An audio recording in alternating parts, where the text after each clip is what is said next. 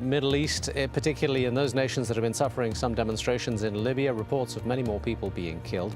We'll be back with all that news and much more coming up in just a couple of minutes after a quick check of the world weather. Do stay with us.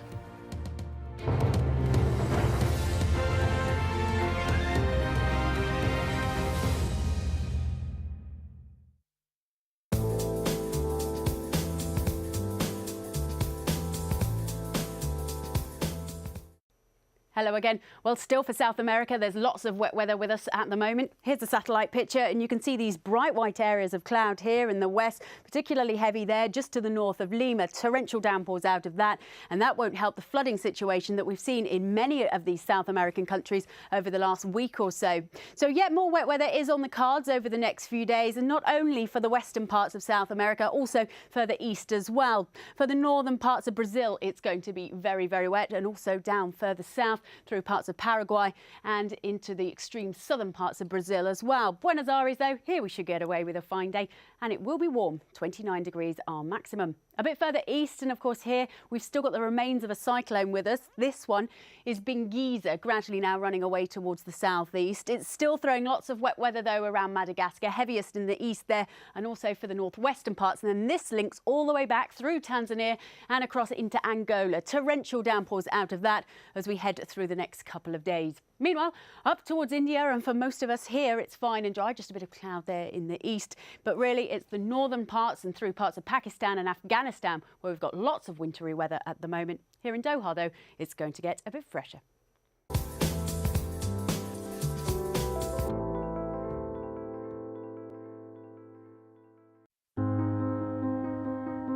It is in the details. A look. A connection.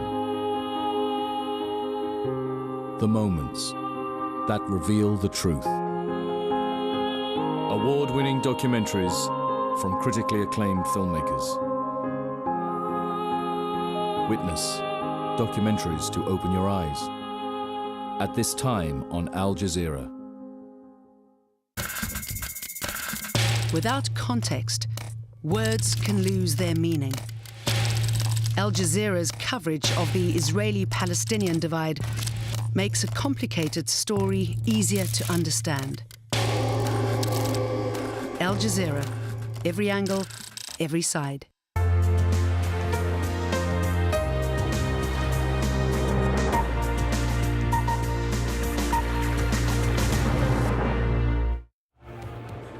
Libya's deadly unrest. Witnesses tell Al Jazeera that dozens of people have been killed as anti-Gaddafi protesters battle security forces.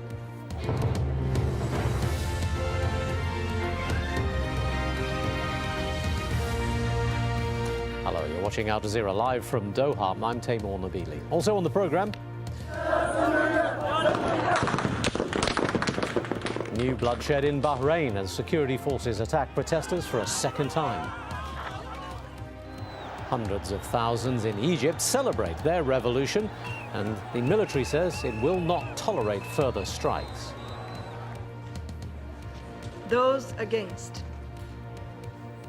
And an Arab-sponsored UN resolution branding Israeli settlements illegal is vetoed by the United States.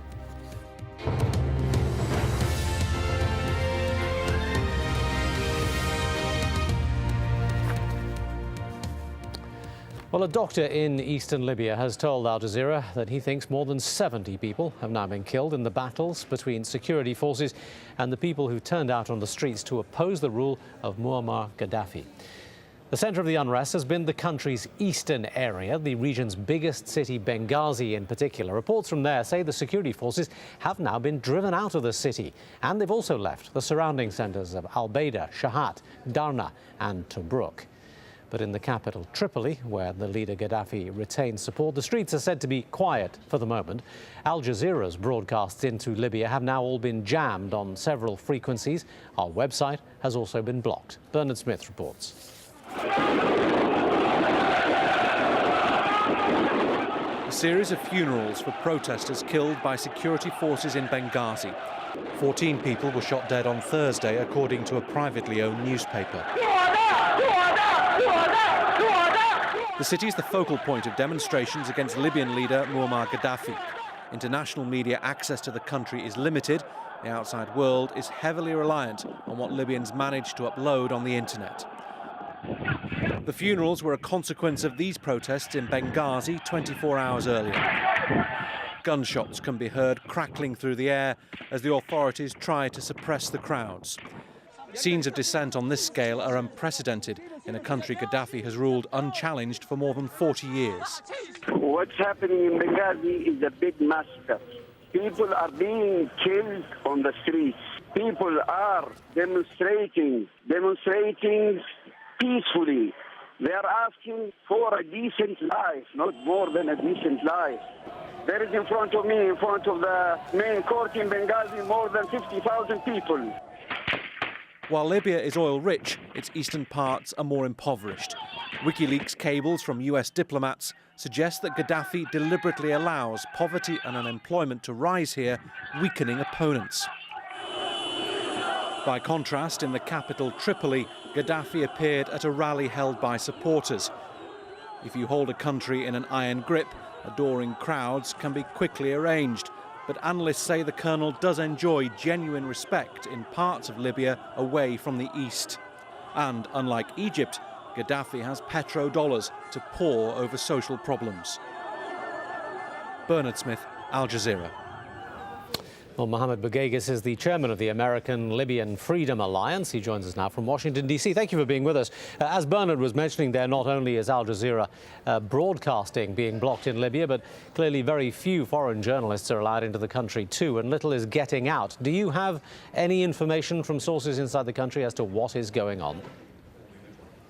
We do receive telephone calls from people in the country. They keep in touch with us via email, via Facebook, and via cellular phones. And we are continuously updated on the information that's taken place. Are they giving you a sense of the scale of what's going on? Because to a certain extent, you know, there has always been protest in Libya. But as Bernard also pointed out, to a certain extent, there's always been a certain amount of support for Gaddafi. Which side is the bigger? I think the support for Gaddafi, it is manufactured. It is hired people, and many of them are actually their secret services, and it's a rent a crowd. And you can always, if you got the money, you can always hire crowds and get them on the streets, and providing that the pay is appropriate for these people. Well, so we don't believe that the support is really genuine. Well, do you think the anti-Gaddafi movement is genuine and, more critically, large enough to actually make a difference? It is genuine, we have no doubt. It has been in the common for 41 years. And the events in Tunisia and Egypt, they provided the spark for what you are seeing currently in Libya. And the people in Libya, they are determined to get rid of this tyrant that ruled, and his rule was based on impoverishment of the country and also spreading ignorance.